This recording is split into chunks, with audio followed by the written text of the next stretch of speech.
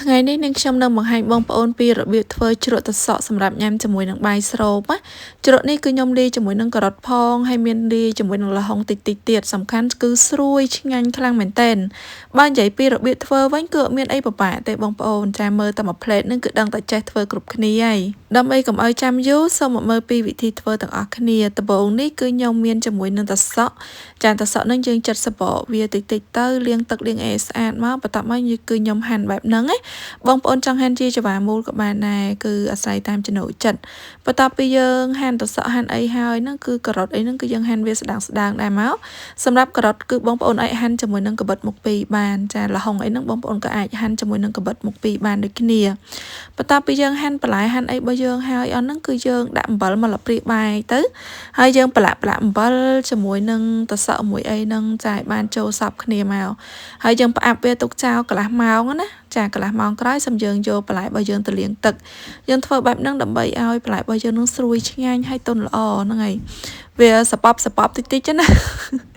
ចាឥឡូវនេះគឺកន្លះម៉ោងក្រោយហ្នឹងគឺខ្ញុំចាប់ផ្ដើមទុកវាចោលហើយខ្ញុំចាប់ផ្ដើមមកហាន់ជាមួយនឹងខ្ញីខ្ទឹមសខ្ទឹមក្រហមសម្រាប់យើងយកទៅលាយ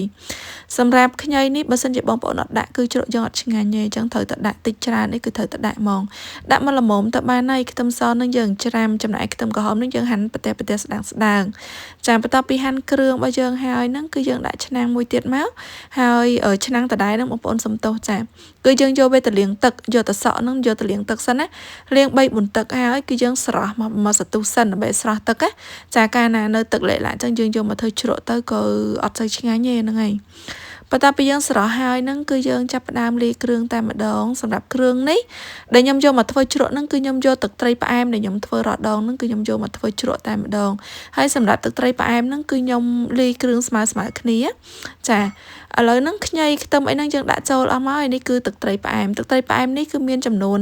ស្ករ1កូនចានទឹកត្រី1កូនចានទឹកខ្មេះ1កូនចានទឹកសាប3កូនចានចង្កឹះតែបើសិនជាបងប្អូនអត់មានទឹកត្រីផ្អែមលាយស្រាប់ដូចខ្ញុំទេបងប្អូនអាចដាក់លាយស្ករទឹកខ្មេះទឹកត្រីហ្នឹង1កូនចាន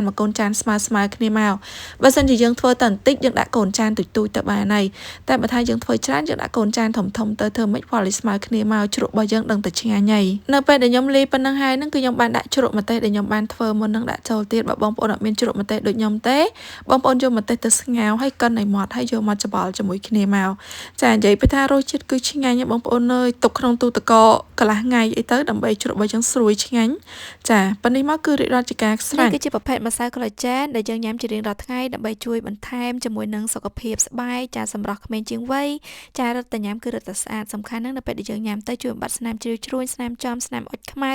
ជួយឲ្យសក់ហើយនឹងកញ្ចក់របស់យើងនឹងដុះល្អហើយជាពិសេសគឺជាផលិតផលដែលផលិតនៅក្នុងប្រទេសអាល្លឺម៉ង់ប៉ុន្តែមានលក់នៅលើទីផ្សារនៅក្នុងប្រទេសស្វីសនិងសហព័ន្ធអឺរ៉ុបដូចគ្នាបើសិនជាបងប្អូនចង់បានកុំភ្លេចឆាតចូល Page សម្រាប់ការកម្មង់អរគុណជម្រាបលា